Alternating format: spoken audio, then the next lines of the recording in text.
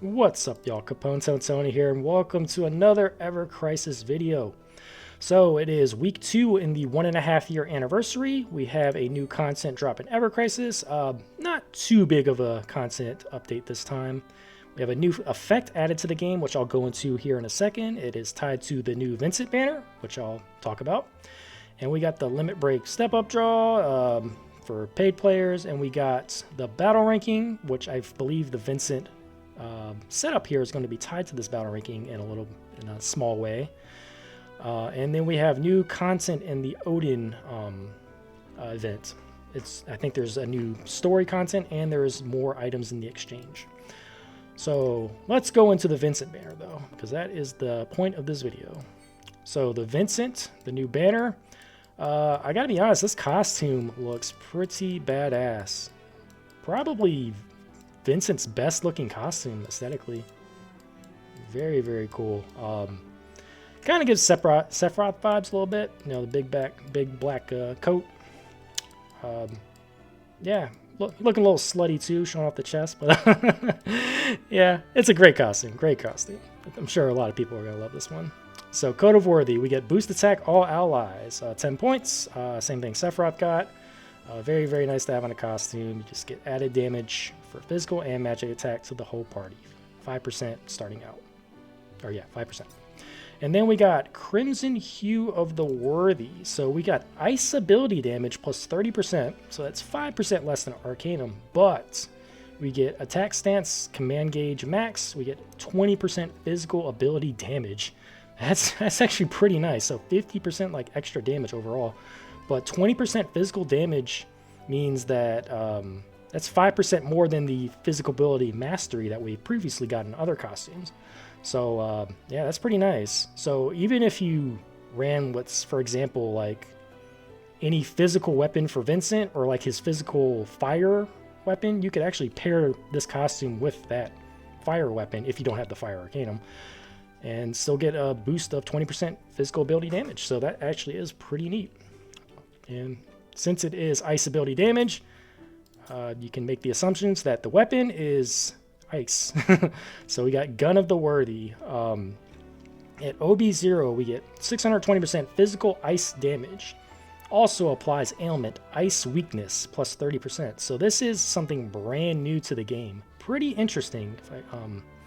Once I go into it here in a second. Then we get 60 seconds that this gets applied. It only has a first time use, one use per battle. And you cannot be applied to target's weakness or resistance to ice. So I'm sure a lot of people are confused. I have a pretty good understanding, I believe. I'll talk about it here in a sec. Increases limit gauge 4%. OB1, we get 740%. We get 10 more seconds on the first use. And that's pretty much that. 32 and 15 on the R abilities for P attack all allies and ice potency. P attack all allies is fantastic. P attack sigil boost, pretty standard stuff. And then OB6 is where the weapon really starts to shine even more. So you get 930% physical ice damage. Also applies ailment ice weakness for 50%.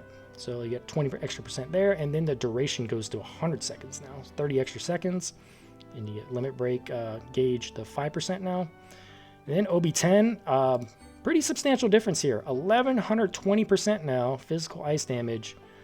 And then you get 150 seconds. So an extra 50 seconds there on this new ailment, ice weakness, plus 50%.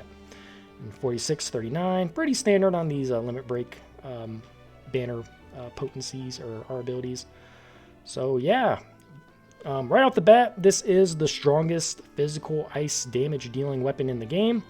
And this applies ailment ice weakness. Essentially means if an enemy is not either resistant or weak to ice, you'll be able to apply an ice weakness to the enemy. Like for example, Bahamut. They kind of demonstrated this in the Twitter video that they showed off for this weapon. Bahamut is not weak to ice and he's not resistant to ice. That's why you can apply this new ailment of him having an ice weakness of plus 50%. I believe the standard weakness for an enemy to have is 100%. You can correct me if I'm wrong. It might vary enemy to enemy, so it's not like a full-blown, I guess, normal weakness that enemies typically have. But, you know, 50% ice weakness, you know, it's pretty cool. So, like, if you're facing a non-elemental enemy or a non-resistant enemy, you can actually give them a weakness and then beat the shit out of them with ice with this weapon, right? And then if you have like a secondary DPS on the side with more ice, and then they can do a lot of ice damage too, for like Tifa, for example, where then she can apply exploit weakness because this enemy will be weak to ice, right? And then you can apply pretty much ice resistance down to the enemy as well. So a non-elemental or non-resistant enemy can have an ice weakness, and then it can be debuffing their ice resistance afterward. So you can kind of treat a non-resistant enemy to having an ice weakness. So that is pretty neat, right? And that's why I think this weapon is tying directly into battle ranking, because I believe one of the enemies in battle ranking is a non-resistant enemy. So having this weapon is probably going to be like a cheat code for that guild battle, where you're going to kill this thing a lot faster by applying an ice weakness than you are with just trying to beat it up with non-elemental damage, right? So yeah, so I think this weapon can be really, really good for this new gimmick. Specifically, can be really good for content like non-elemental resistant enemies, right? Or enemies that don't have a weakness. Essentially, you can just give them a weakness, right? As long as they don't have a resistance to ice, right? So yeah, it's probably a lot hard to understand at first, but yeah, if they're already weak to ice, you can't just apply this and give them more weakness. No, that's not how this weapon works. It's essentially, you know, if you're fighting Shiva, who is resistant to ice, obviously you can't apply this to them, or just any other enemy that has a resistant to ice, right? So yeah, it's a new kind of gimmick to the game. It's actually kind of neat. So, for example, if like an enemy, if you're fighting an enemy where your setups are not great, so let's say physical lightning. There's not a lot of physical lightning in this game. They're weak to physical lightning, so you can be like, fuck that, I'm gonna make them weak to physical ice instead, because you don't really have any physical lightning setups. Then you could technically do that, right? I don't think this is going to be super good for something like... I think it's going to be great for possibly these battle ranking events. I don't think it's going to be really great for something like guild battle, because one, we've already had a physical ice guild battle. There's like a few guild battles ago. And then if we do have a physical non-elemental guild battle, I'm assuming they're going to make the enemy resistant to all elements, because when we had our magic non-elemental guild battle, the Bahamut was resistant to all elements. So this weapon wouldn't work in that case. You wouldn't be able to give the non-elemental enemy an ice weakness, right? So, I mean, maybe they could, you know, maybe you can when it happens, when we have that physical non-elemental guild battle. But I'm assuming they're probably going to, you know, give that, you know, that enemy resistance to all elements. But, you know, I don't know. We don't know until it happens, right? But I just, you know, telling you what I'm thinking ahead of time, just based on what did happen in the past magic non-elemental guild battle. But anyway, what do I think of this weapon? It is a very strong weapon. 1120%. This is the highest elemental damage dealing weapon in the game that doesn't have a condition.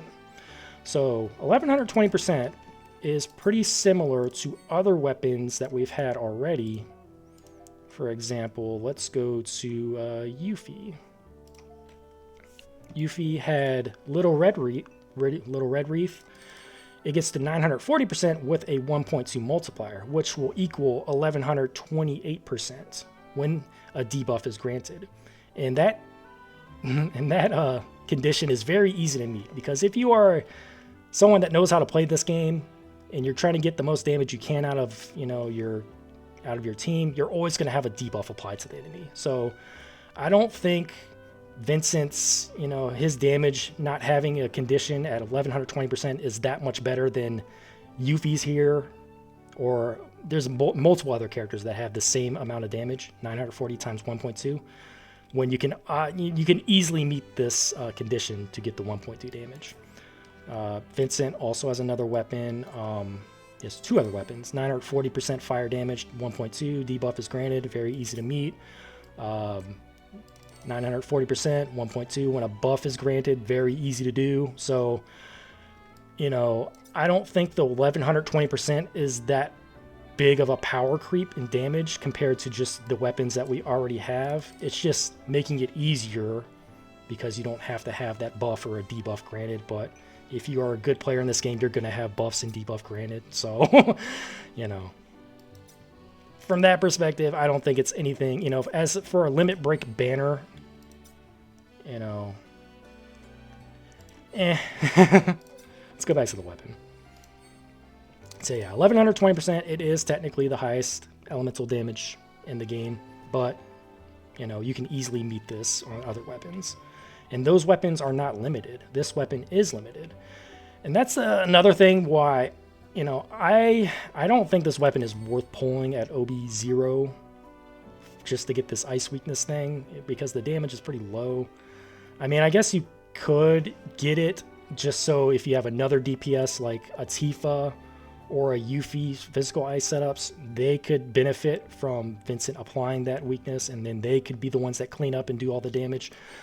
But, I mean, only 60 seconds at OB0 kind of sucks, and so only 70 at OB1, right? OB6 is where it really shines.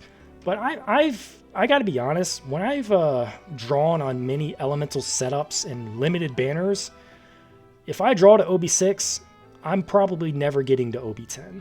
That's why I like building elemental featured weapons instead, because you're going to get to OB10 eventually on those weapons. These weapons, you're most likely never going to get to OB10. I'll be real. For example, last half anniversary, I drew on Cloud setup, his ice setup here, and this thing is never going to get to OB10. It's probably going to be OB7 forever. Unless I get very lucky in these like limit break draws or whatever, and I can just get these last 3 overboosts. I'm not going to use weapon parts on this weapon because it's already been outclassed, right?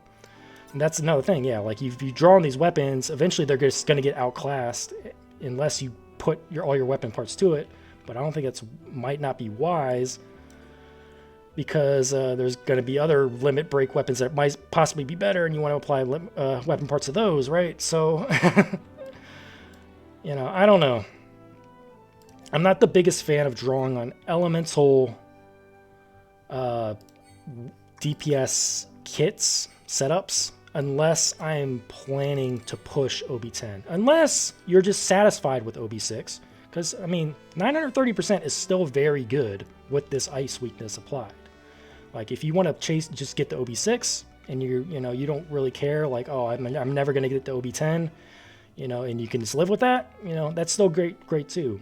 But for me, at this point where I'm like, for me personally, I'm kind of like, either if I'm gonna pull on an elemental banner, a DPS banner, I want to get to OB10.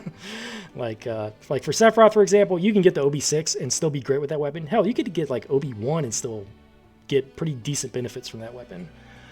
This, I feel, for me personally, since I already have really good ice setups like Tifa, she's fucking awesome with her Christmas gloves, only 800%, but she has exploit weakness as her second slot weapon.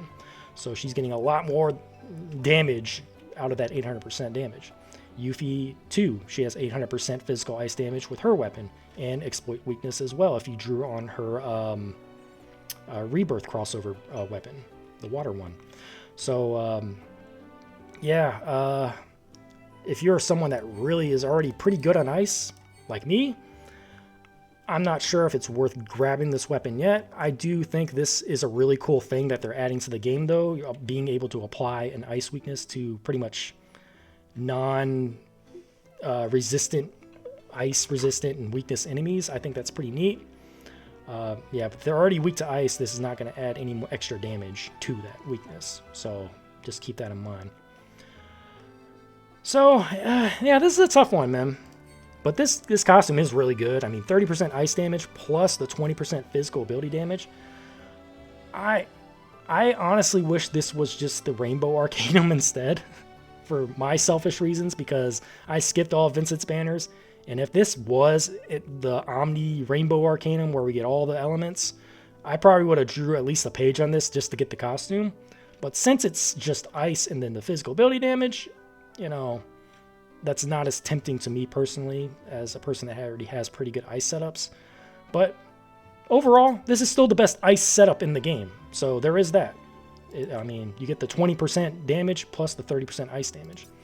So just looking at it from that perspective, very good. Is this worth drawing one copy of though? I don't think so. I don't know. I would say if I were to draw on this, I would chase 2 pages and try to hopefully get OB10 or at least OB6. But like I said again, if I get OB6, I'm going to be stuck at OB6 forever, and I'm never going to get OB10. So it's tough, right? It's really tough. But for me personally, I'm pretty good on ice setups already, so I wouldn't need to draw on this. If you are crap on ice, then this is a super strong ice setup. But physical ice is very common in this game. So I mentioned Tifa, I mentioned Yuffie. There's also Glenn recently that got 940% while also giving him Provoke with his ice weapon. So there are already good ice weapons in this game that are featured. You can wishlist those weapons. This weapon is limited, right? If you're not satisfied with your pulls on this banner, and then you're not going to be able to kind of overboost this weapon again unless you pay for parts or wait for it to come back eventually, or get added to that limit break draw thing and hopefully you get more copies, right? So limited weapons are tricky, and that's why I feel with most limited weapons, you got to go at least 2 pages to commit to getting this thing overboosted as high as you can. And a lot of luck plays into that. So, you know, it's tricky when it comes to elemental setups because I mentioned Cloud already. I'm stuck on his, probably going to be stuck on his forever at OB7. I have Sephiroth's water setup too from the FF6 collaboration. That is also at OB6. Probably never going to get to OB10. So, yeah, that's just how it is, man, when it comes to elemental limited setups. You got to be, if you're going to pull to OB6, you got to make sure you're going to be happy with OB6 for the long haul, which it is still really good damage at OB6. It's 930%. Very, very strong. And P attack all allies, which is great. I would say, yeah, if you want to get just one copy just for P attack all allies, you could do that as well, because like those weapons are just really good to have as back weapons, whatnot, right? If you're more newer to the game, I think a lot of us already have a lot of these weapons. If you've been playing this game since half anniversary, I think I already have like 3 or 4 of them. So for me, I wouldn't need to do that. But yeah, if you're newer to the game, grabbing one copy just for the R ability to get this to what, 32 points or whatever, or I think it's 30 points at OB0, that would be worth it just to throw on to your healer or support character or whatever, just so your whole party will get an extra bonus to your physical attack. You would get a 40 or 14% bonus. Yeah, me personally, I am going to wait on this. I'm going to think about it. I don't think it's anything that would be super substantial that would make my account that much better. The thing I think about that it'll be used on right now would be, I think it could be good for certain battle ranking events. I think it could be good for Bahamut EX3 possibly, because you can now give that enemy a weakness and then wail on his ass for the first, minute and 40 seconds or 2.5 minutes, depending on how much you overboost this weapon. So for that, that's actually pretty cool. But I've seen a lot of people already clear Bahamut EX3 even without, having this kind of weapon. They just use, what they already have. So, but that is a weapon, that is a scenario you could use this for. A lot of non-resistant enemies, right? All right, I think I talked enough here. Are y'all gonna pull on this? I think I'm going to wait. This ends on April 16th. So this is actually a week longer than Sephiroth's. So more than a month if you want to decide if you're going to pull on this or not. I think the guild battle is going to be probably Physical Earth And more I think about this, it's probably going to be Tifa that gets a physical earth weapon, a physical earth setup.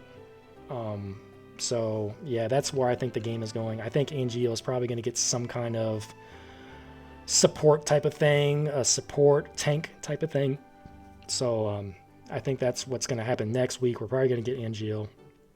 Tifa, they always save her for last because, you know, a lot of people, they go crazy on the first couple banners and they're like, shit, I'm out of crystals. And then Tifa comes out, they're like, oh, fuck, I don't want to miss Tifa. So they got to pay to get more crystals. Yeah, this is how the game operates. That's why I always say wait for all the banners and then make a decision. So yeah, if you're going to pull on Vincent, I think this is a pretty good setup for him. T model 03, G03 model N. So you get physical attack and physical ability potency, 6226. Pressure Ridge, or you could do Gwen's ice weapon, or you could do Bald Eagle for Lucia. All the same R abilities, 6239.